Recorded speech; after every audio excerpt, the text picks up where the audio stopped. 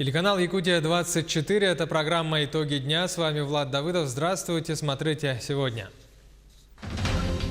Приоритет Дальний Восток. Как будет развиваться макрорегион? Какие есть проблемы сегодня и какие видятся перспективы? Наша сила в единстве. Под таким лозунгом сегодня в Якутске открыли гражданский форум. Игры народов Якутии 2019. Последние новости с полей крупных республиканских соревнований в Амгинском районе в преддверии торжественного открытия.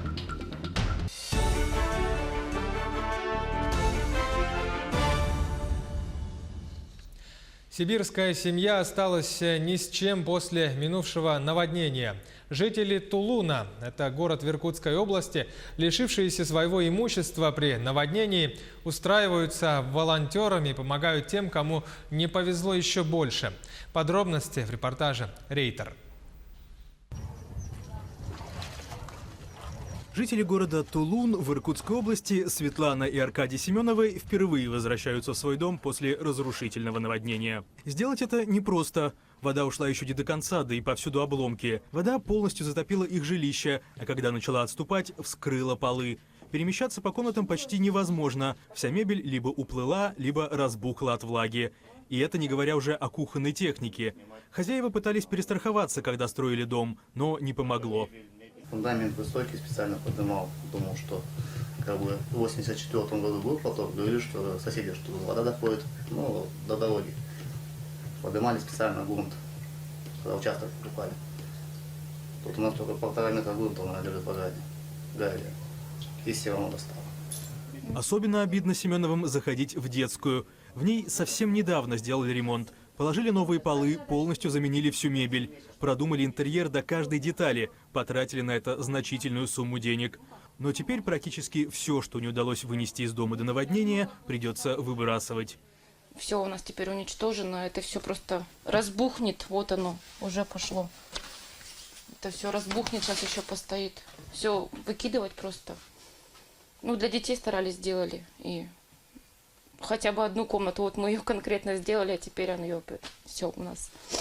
Огород Семеновых больше похож на болото. Весь урожай, очевидно, уничтожен. А значит, никаких запасов на зиму. Но хорошо, что сами живы. Конечно, испугалась я. Выносила вещи свои, вода уже подступала. Просто там, не знаю, просто на автомате все. Этот мост через реку Ия – один из главных символов этого наводнения. Именно к нему прибило дома и другие постройки, унесенные потоком воды. Неподалеку от него находится пункт раздачи гуманитарной помощи для других жителей Тулуна, пострадавших от стихии. Светлана – один из волонтеров, раздающих нуждающимся еду и другие предметы первой необходимости. Особенно в ходу хлеб, яйца, чай, консервы, печенье и лапша быстрого приготовления. Паводок начался в Иркутской области из-за обильных дождей и таяния снега в горах. Под водой оказались 96 населенных пунктов, более 3000 домов. Пострадавшими признано свыше 10 тысяч человек. В среду обновились данные и по числу погибших. Их 20. И не исключено, что эта цифра не окончательная, ведь вода еще ушла не полностью. Арест счетов Максоголовского центра помощи детям ничем не грозит его воспитанникам. Сейчас все они находятся на отдыхе в Анапе. Счета, заблокированные сегодня по решению суда, будут разблокированы уже завтра. Об этом сообщил глава Хангаласского района Гаврил Алексеев. В будущем права детей также ни в чем не будут ущемлены, заверил глава. Как он пояснил, причиной блокировки стало решение, вынесенное Хангаласским районным судом, который обязал администрацию Максоголовского детского дома выплатить ущерб, причиненный одним из его воспитанников частному лицу. Я бы хотел сказать, что у нас завтра счет Максоголовского центра помощи детям будет разблокирован. И в настоящее время в Максоголовском центре помощи детям детей нет. Все дети находятся на отдыхе в городе Анапа. Поэтому никоим образом права детей не будут ущемлены. Ни в части питания, ни в части обеспечения одеждой, постельным бельем. Судебный конфликт, который тянется уже на протяжении 2 лет. Директором Максоголовского детского дома подана кассационная жалоба в Верховный суд о том, что он не согласен с решением Хангаласского районного суда. И, соответственно, это кассационная жалоба будет рассмотрена только в конце июля, после 24 июля. Поэтому мы просто договорились о том, что гражданка, подавшая исковое заявление о взыскании ущерба с Масоловского детского дома, она подождет, пока мы не получим на руки решение Верховного суда. Президент России Владимир Путин подписал федеральный закон о компенсации ипотечных кредитов семьям, в которых после 1 января 2019 года родился третий ребенок и последующие дети. Законом предусматривается направление до 450 тысяч рублей, включительно на погашение обязательств по ипотечному жилищному кредиту, который брал один из родителей в семьях, где с 1 января текущего года по 31 декабря 2022 года родился третий ребенок или последующие дети. Если имеющаяся задолженность по основному долгу меньше 450 тысяч рублей, то оставшиеся средства направляются на погашение процентов за пользование кредитом. В Москве прошла итоговая коллегия Министерства по развитию Дальнего Востока и Арктики. Рассказали о проделанной работе и делились с планами реализации национальной программы по развитию Дальнего Востока до 2025 года. Чего уже удалось добиться и какие проблемы еще только предстоит решить. Сюжет Максима Кардозу из Москвы. Министерству развития Дальнего Востока и Арктики 7 лет. И за этот период удалось реализовать много интересных и важных проектов в регионе. Настоящий рывок произошел в промышленном секторе. С каждым годом растут иностранные инвестиции. Появилось больше 200 новых предприятий, которые обеспечили работой 36 тысяч человек. Вновь открылся Северный морской путь. Большая работа ведется и в плане социальной поддержки населения. Впервые принято решение о том, что на Дальнем Востоке есть специальные субсидии при рождении первого ребенка, второго ребенка, третьего ребенка. И они гораздо больше, чем в целом в стране. Сегодня уже работает ипотека беспрецедентно с низкой процентной ставкой 5% для молодых семей. И разрабатывается сегодня еще одно предложение, оно будет в ближайшее время, очевидно, принято. Это 2%, значит, ставка по ипотечному кредиту для молодых семей. Несмотря на успехи, на Дальнем Востоке еще много проблем, которые только предстоит решить. Это отток населения, высокая смертность, большой фонд аварийного жилья, плохая дорожная инфраструктура. Также один из главных вопросов, который необходимо решить, это транспортная доступность. Авиасообщение, особенно внутреннее, не должно быть слишком дорогим. Необходимо модернизировать и аэропорты. Нам удалось увеличить финансирование. И на Дальний Восток уже выделено 5,5 миллиардов рублей. Это почти в 2 раза больше, чем в 2018 году. До 2024 года, согласно заявке, в комплексном плане должны быть построены и реконструированы 16 аэропортов в Якутии, 7 на Чукотке, 6 на Камчатке, 4 аэропорта в Хабаровском крае, 3 в Магаданской области и по 2 аэропорта в Амурской области и Забайкальском крае. Сейчас полным ходом идет подготовка национальной программы развития Дальнего Востока до 2025 года. Ее задача – повысить привлекательность региона и поднять уровень жизни его жителей. Презентация программы пройдет осенью на Восточном экономическом форуме. Руководит рабочей группой глава Якутии Айсен Николаев. В новую стратегию развития вошли 5 главных направлений. Это экономический прорыв, развитие транспортной инфраструктуры, здравоохранение, образование. 5-й пункт посвящен созданию комфортной городской среды. Максим Кардозу, Виктор Олесов, Москва. В Нерюнгринском районе идет ремонт автодорог. В этом году запланирован большой объем. На дороге по маршруту Серебряный Бор, город Нерюнгри, протяженностью 5 километров. Ремонт уже сделан. Также на этой дороге запланирован ремонт речного моста. Подрядчик определен, контракт заключен.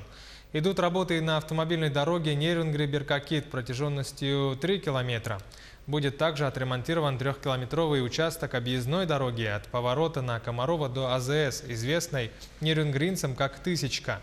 В этом году начался долгожданный ремонт и участка дороги, ведущей к поселку Золотинка, который длительное время находился в критическом состоянии.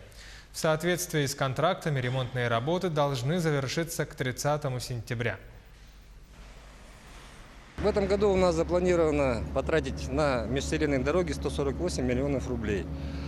Из них у нас получается 19,5 миллионов выделил дорожный фонд на дорогу Нерюнгри-Беркакит, а также Газпром Трансгаз Томск 31 миллион. Это по соглашению, они нам платят компенсационные выплаты за использование дорог при строительстве газопровода «Сила Сибири». У нас также на поселок Золотинка выделено 26 миллионов из дорожного фонда. В Якутии идет навигационный сезон. По состоянию на сегодня в эксплуатации находятся 142 единицы транспорта флота ЛОРП. Нарастающим итогом с начала навигации по второму кварталу в целом по пароходству отправлено 374 тысячи тонн народно-хозяйственных грузов с продукцией 338 миллионов тонных километров. Из числа перевезенных грузов нефтепродукты наливом составили 92 тысячи тонн, сухогрузы 282 тысячи тонн. В мае план перевозок был выполнен на 100%, а в июне месяце на 106%. По плану с 20 июля начнется второй период навигации в арктической зоне, в которой флот полностью готов. Наша сила в единстве. Под таким лозунгом в Якутске открыли гражданский форум 2019. Мероприятие приурочили к году консолидации в республике. В течение 2 дней неравнодушные граждане, представители органов власти, муниципалитетов и бизнес-сообщества обсуждают вопросы развития гражданского общества, поддержки общественных инициатив в республике, также повышения эффективности управления на местах. Подробности у нашего корреспондента Дениса Тишина.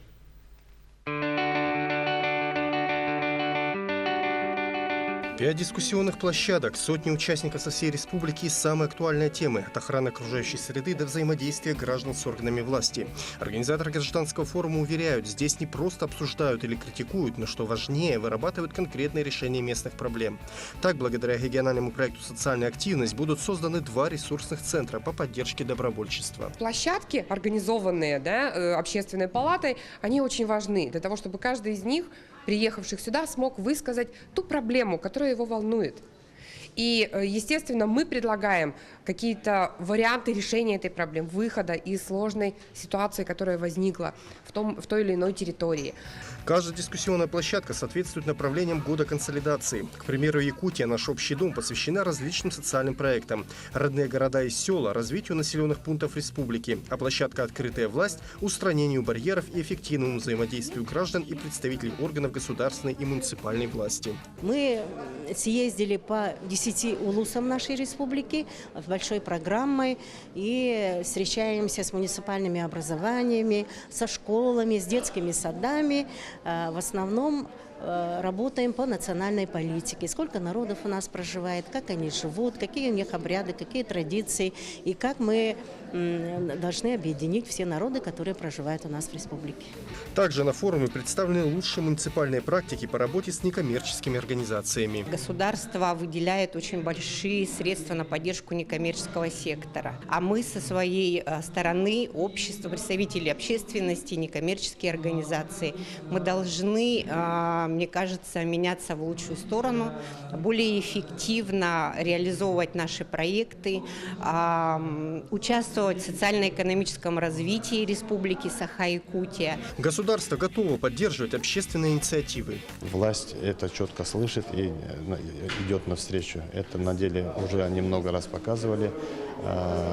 Выигрывают общественные организации маленьких городов и сел республики, не обладающие никакими связями, никакими поддержками. Просто они хорошо пишут и побеждают. В программе гражданского форума семинары по составлению проектов и оформлению заявок на конкурсный отбор президентских грантов. Причем полученные знания можно будет сразу применить на практике. Денис Тишин, Джилстан Иннокентьев, Якутск.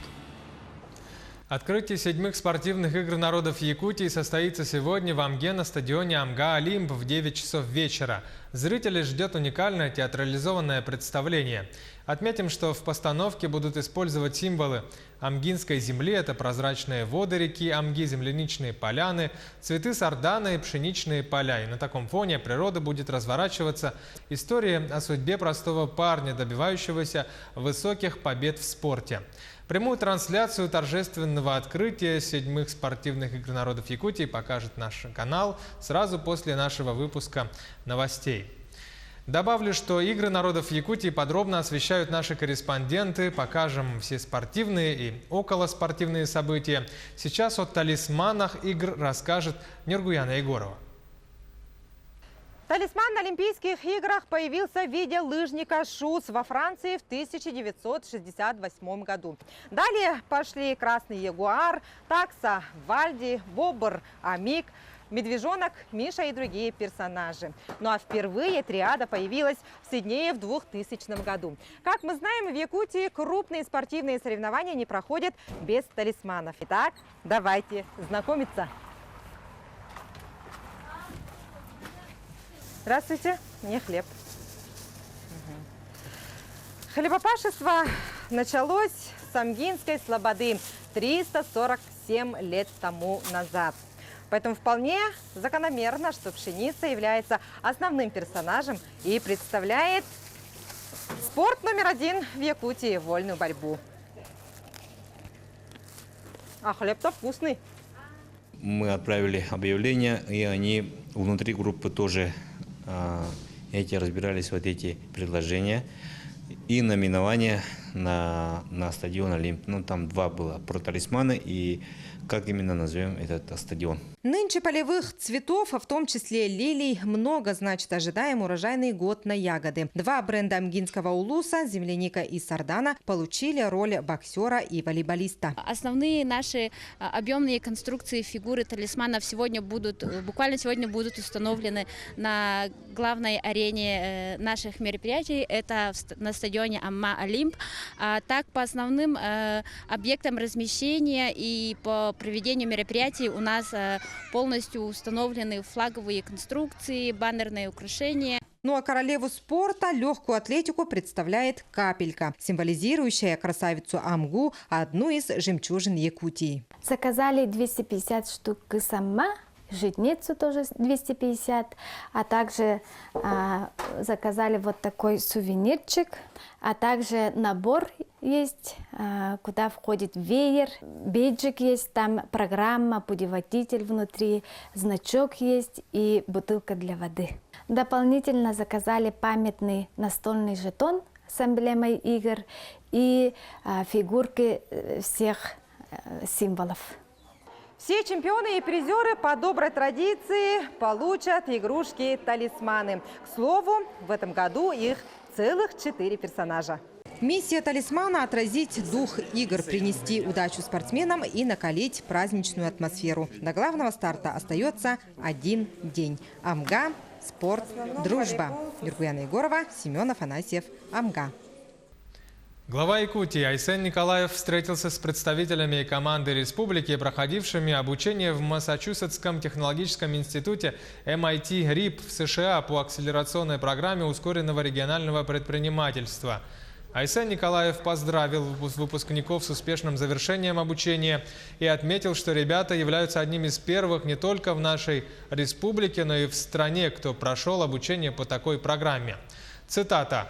«Уверен, что теперь вы активно начнете внедрять свои проекты, наработки и полученные знания в жизнь, начиная от предприятий и учреждений, где вы сейчас работаете, заканчивая тиражированием этих проектов на всей территории республики», отметил глава Якутии Айсен Николаев.